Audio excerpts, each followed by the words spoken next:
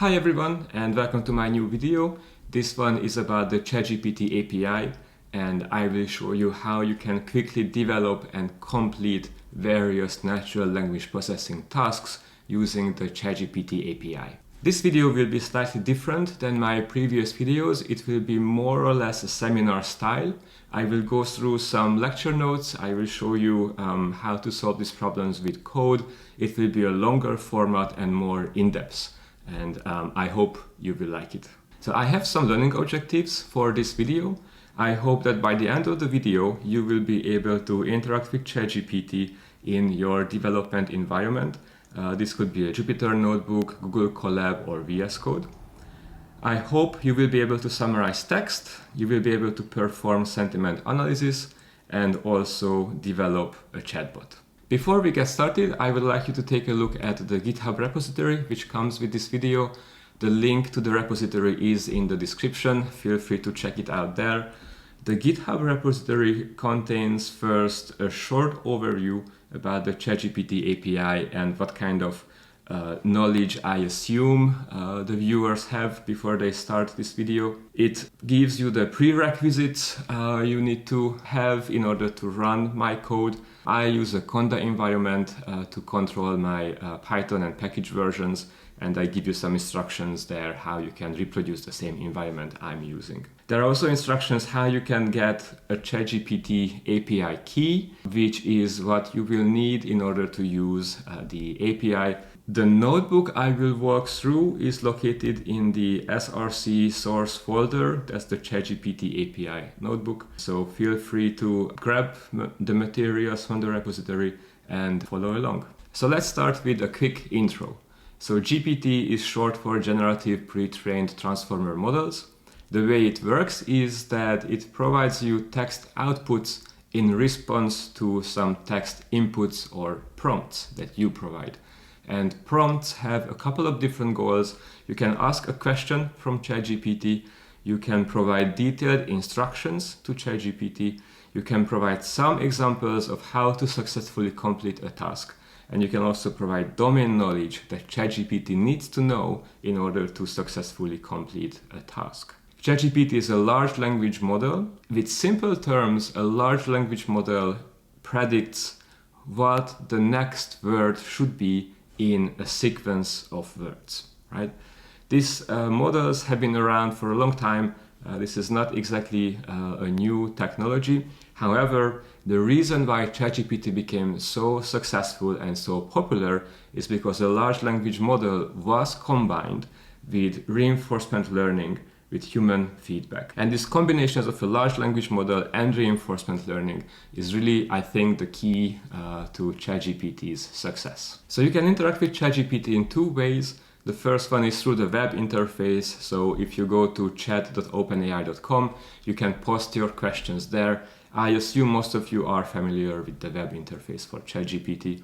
It's a free service. However, if you want to pay $20 a month for a ChatGPT Plus plan, you will have access to the newest tools that the OpenAI team releases. The other way you can interact with ChatGPT is through the API, which is mostly for developers and it allows you to build chat-based applications. However, if you have some sort of machine learning or natural language processing task that you want to complete on scale, then the API will help you to complete that successfully.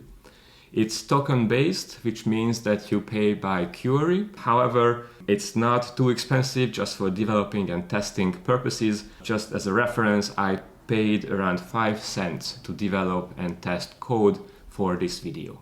I need to start with two warnings. First of all, ChatGPT is a third-party software. So everything you ask and the responses you receive are stored and collected by OpenAI. For this reason, you should not share any sensitive data or any personally identifiable information with ChatGPT. This is not limited to ChatGPT. This is true for all the generative AI tools that are out there. So Bard, GitHub Copilot are just some other examples. Warning number two is ChatGPT is not reproducible. It does have a parameter which allows you to set the degree of randomness of the responses. This is called the temperature parameter, and I will talk about that in a few minutes again. However, even if you set this parameter to the lowest value, 0, it is still not a guarantee that the answers of ChatGPT will be reproducible. This can be an issue, especially if you work in, for example, healthcare, right? You have two patients who have identical symptoms, very similar medical histories as well. And if they ask the exact same question from ChatGPT, ChatGPT might give different responses to those two patients. The reason why ChatGPT is not reproducible is because it's continually being updated based on user feedback. So if you use the web interface, you might know that there is a thumbs up and thumbs down on the right side whenever you receive a response from ChatGPT. And OpenAI uses this user feedback to improve ChatGPT. So it's not a static model, and for that reason, the responses are not always reproducible. So let's start with the first learning objective. I will show you how you can interact with ChatGPT in a Jupyter notebook. The first thing you need, as I said, is an Open API key. The instruction how you can get one is available on the GitHub repository. The way I like to work with API keys is using the .env package. I store the API key as a system variable in a .env file, and I make sure that this file is in the .gitignore text file. So when I push stuff to the GitHub repository, the API key is not going to be pushed. The API key is only available on my machine. I would not recommend simply copy-pasting your API key into the Jupyter notebook. That is not considered a safe way to store the key. So let me run this cell. So we will use this getCompletion function to interact with ChatGPT, and it has various arguments, and I will walk through what each of these arguments mean and how you can use this function. The first argument is prompts, which can be a string or a list. If prompt is a string, it's just one prompt that the user or the developer provides to ChatGPT, right? If it's a list, it needs to be a list of strings, and in that case, that list of strings will contain a message history that ChatGPT needs to know in order to answer the last query that the user had. The next argument is roles, which is a list. And when you provide a message history to ChatGPT, you need to tell what are the various roles of the various messages. So for example, user is a very important role. If a user asks something from ChatGPT, that message, that prompt needs to have a user role. If ChatGPT replies to the user, that will be in an assistant role. And the third role that we will use at the end of this video to develop a chatbot is the system role. And in a system role, the developer gives instructions or domain knowledge to ChatGPT, any kind of information it needs to know in order to successfully complete a task. So again, there are three different roles we will use. We have the user role, the user's input, the assistant role, ChatGPT's responses, and the system role where the developer can give instructions to ChatGPT. I will show you an example in a few minutes how the prompts and the roles lists can be used. The next argument is model. I use GPT 3.5 Turbo. At the time when I shot this video, this is what I had access to, but ChatGPT 4.0 will also be available for the API access. Then we have the temperature argument, which describes the degree of randomness of the model's output. It's a float number, and the values are between 0 and 2. 0 means that the degree of randomness is low, and 2 means the degree of randomness is the highest. I'm not quite sure why this argument is between 0 and 2. I think values between 0 and 1 would make a bit more sense. But I could not figure out why 2 is the maximum value for temperature. If you know the answer to this, please let me know in the comment section down below. The next argument is n, which is the number of completions you want to generate. Often when you ask a question from ChatGPT, you just want to receive one answer. Sometimes you want to receive multiple answers. For example, if you ask ChatGPT to write a poem or write an essay, you might want multiple different versions back, and in that case, the n argument is what you should change. You also have the verbose argument, which is mostly for testing and development purposes. If you set it to true, the message provided to ChatGPT will be printed on your screen, and the output will be a JSON object. So let's figure out what this function returns. There are three possible outputs. First one is if n is equal to 1 and verbose is false, then the getCompletion function will return a string, which is just going to be the model's response. If n is larger than 1 and verbose is set to false, the output is going to be a list. It will be a list of strings, and each string is going to be one response from ChatGPT. And finally, if verbose is set to true, the output will be a JSON object, which will provide all the information that ChatGPT returns. I will show you an example of what that output looks like. So that's it about the getCompletion function. You can check out the source code for this function. First, I check the inputs, the arguments to the function. I prepare the message that will be sent through the API to ChatGPT, and I raise some value errors if the format of the arguments are not exactly correct. This is where we actually do the query to ChatGPT, and this is where the response is returned, either as a string, a list of strings, or a JSON object. So let me run this function. And so here's our first example. It's a single prompt. We ask ChatGPT to tell us a joke. And with the getCompletion function, we submit this prompt, and the response will be saved in this variable, and we will print it out. So let me show you how the various arguments in the getCompletion function work. So first, you can set n to maybe 5, which means we will get back 5 different responses from ChatGPT. If you check the output, you will see that the same joke was returned 5 times. And that's because the temperature argument by default is set to 0. If you want to see a couple of different jokes, you need to change the temperature argument to maybe 1. Here's a new joke. Why did the scarecrow win an award? Because he was outstanding in his field. Another classic funny joke from ChatGPT. So you see, if you increase the temperature parameter, you might get back different responses for the same prompt. Here is another example how you can submit a message history. First, a user asks ChatGPT to tell a joke, and then ChatGPT in an assistant role responds, "Why did the chicken cross the road?" And then a user types in, "I don't know, why did the chicken cross the road?"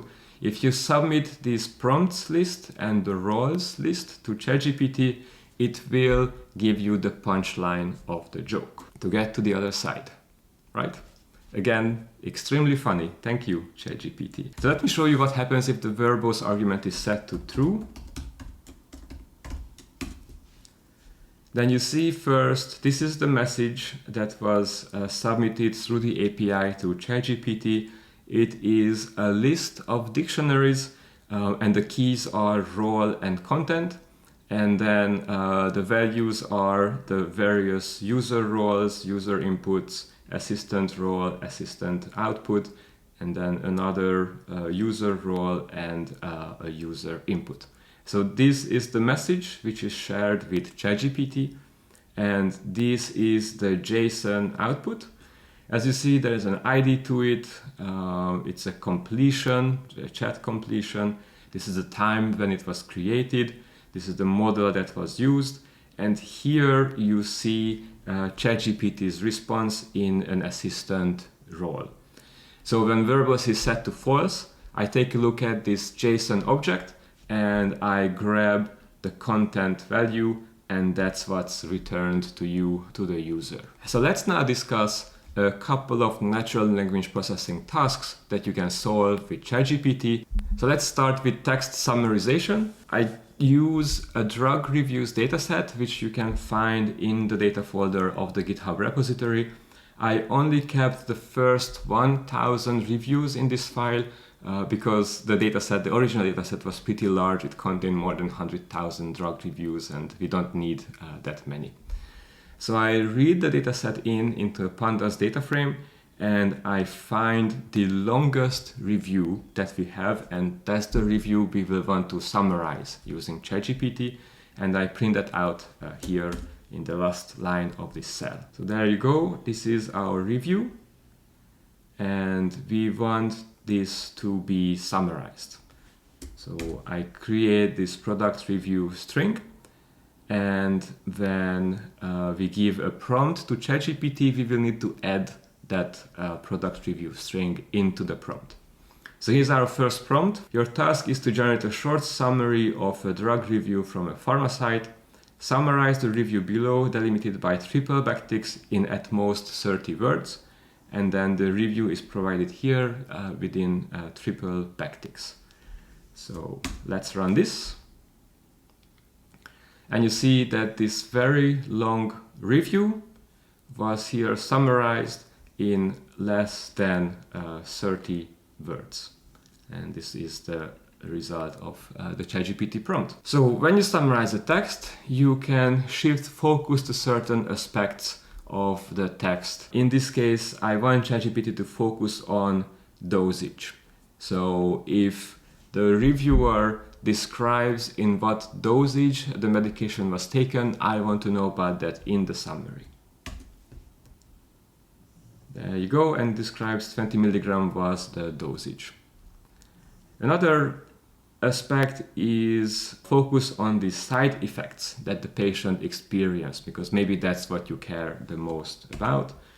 Let's run this prompt as well, and then you see it describes what side effects the patient experienced. So this is very quick, very easy to use, and if you have a large number of product reviews, for example, you can very easily just loop through each of them, run the same query with ChatGPT, and you can get back the summaries this way. This is not something you can do with the web interface. You would need to copy, literally hundreds of thousands of reviews into the web interface one by one, and that is just not feasible. But with the API, you can automate this kind of tasks. Next one is sentiment analysis, which is one of my favorite NLP tasks. Again, it's very easy to solve with ChatGPT. I select a different drug review in this case. Let me show you what it was. This patient was very happy with this medication. They feel healthier, they are excelling at their jobs, etc., etc. Let's ask ChatGPT what is the sentiment of the following product review, which is delimited by triple backticks, and we provide here the next review. And ChatGPT tells us the sentiment of this product review is positive. Usually you don't want to get back a sentence. Usually you either want maybe a single word response or a single number response. So let me show you how you can achieve that. It's very easy. You basically just have to tell ChatGPT this is what you want. Give your answer as a single word, either positive, neutral, or negative. So this is how you can get back a single word response. Let's run that, and the output now is going to be just one word, positive. If you want a single number response, maybe a sentiment score, you have to explain ChatGPT what the range of this score is and what the extreme cases mean. So for example, give your answer as a single number between -1 and +1. -1 is negative, 0 is neutral, and +1 is positive. So if you run this, you will get back 0.9. So that review is indeed a very positive sentiment. You can get back multiple different responses. You can set n to 10, for example, and in this case you will get back 0.9 10 times. Again, that's because the temperature argument is set to 0 by default. So you can change that temperature argument. Let's make it to maybe 1. And then you will see there's much more variation in the values now, and sometimes ChatGPT gives back an incorrect response, a sentence instead of a single number metric. So you have to be a bit careful with this. If you set the temperature to a lower value, then you will get like single numbers, but there will be a range of numbers. So you see the values are between 0.9 and 0.7 is the smallest I see. You might be tempted to use this as a way to measure uncertainty in your sentiment score. I would not recommend doing that. This is not a statistically robust way to measure uncertainty. What you see here is how the response of ChatGPT varies with the temperature parameter. So the uncertainty you will get back will correlate with the temperature argument. What I find really great is that you can also identify specific emotions. For example, you can ask ChatGPT, is the writer of the following review expressing anger? The review is delimited with triple backticks. Give your answer as either yes or no. If you run that, this patient is not expressing anger. So you can focus on certain emotions if that's what your task requires you to do. And again, you can write a simple for loop, go through each of your reviews one by one and complete this task in a very short amount of time, just simply by typing text and submitting queries to the API. Okay, let's develop a chatbot. So we will create a chatbot for a pizza restaurant, right? The first thing we need is ChatGPT needs some context. We need to tell ChatGPT what kind of domain knowledge it needs to know in order to successfully complete this task. And this is what we do in the system role. So we will submit a system prompt, and in the prompt we'll tell ChatGPT that they are an order bot, an automated service to collect orders for a pizza restaurant. We will tell ChatGPT what it should do. First, greet the customer, collect the order, ask if it's for pickup or delivery, wait to collect the entire order, then summarize it for a final check, and ask if the customer wants to add anything else. If it's for delivery, ask for the address. If it's for pickup, tell the customer the address of the restaurant. And we also ask ChatGPT to respond in a short, very conversational, friendly style. Once the order was taken, we ask ChatGPT to respond with a simple goodbye. If the goodbye word is in ChatGPT's response, we know that the conversation has ended. We also need to include the menu in the system prompt. We will have 3 pizzas, pepperoni, cheese, eggplant. There are also fries and Greek salad, various toppings, and also various drinks. So this is a system role, a system prompt, and this is all the information ChatGPT needs to know in order to successfully complete the task. So let me run it. And then we have a simple while loop. First, we create a Boolean variable order pending, which is set to true at the beginning. And while order pending is true, ChatGPT will talk to the customer. It's a while loop. And if there is some malicious intent from the customer, it can go on indefinitely. So we also add the counter, the number of interactions. If the number of interactions is equal to 100, we will stop the chat and we will raise an error message that the order was not created successfully. So this is how we make sure that the while loop does not go on indefinitely. When we start this while loop, we will only submit the system prompt in the system role, and ChatGPT will greet the customer, and that message is saved in a chatbot message. We will append it to the prompts list, and we will also add an assistant role to the roles list. If goodbye is included in ChatGPT's response, then we set order pending to false, and then we will exit the while loop. Otherwise, we will ask an input from the customer, and that the customer's input will be saved in the customer message. It will be appended to prompts, and the user role will be appended to roles. So let me show you how it works. Hello and welcome to our pizza restaurant. How can I assist you today?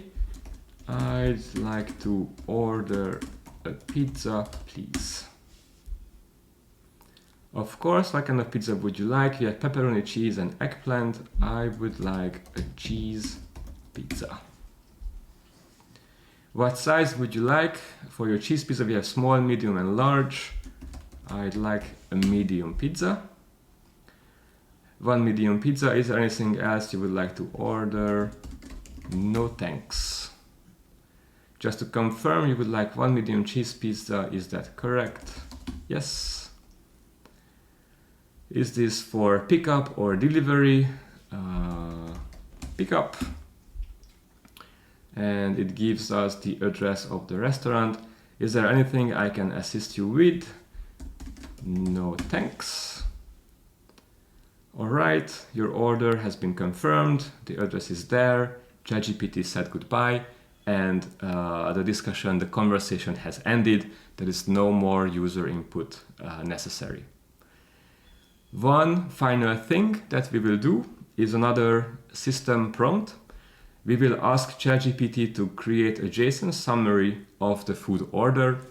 We can use this JSON summary to share with other tools that the restaurant uses. Note that we did not ask for credit card information from this user. That's not something you should do with ChatGPT, so you should have another system at place to collect the payment information from the customer. You might also want to share this JSON summary with the cooks in the kitchen so they know what to prepare. So this is the reason why we ask for a JSON summary. We ask ChatGPT to itemize the price of each item. The fields should be pizza, include the size, list of toppings, list of drinks, list of sides, and the total price.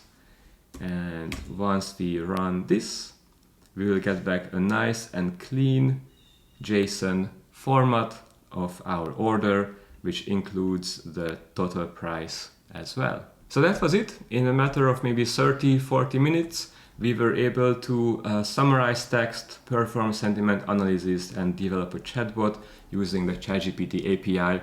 I find it really amazing how quick it is to solve NLP problems using the ChatGPT API. If you want to learn more about prompt engineering and other NLP tasks, I recommend you check out deeplearning.ai. They have a course on prompt engineering. Most of the things I describe in this video is based on that course. So go there, check it out, and good luck with your chat-based applications.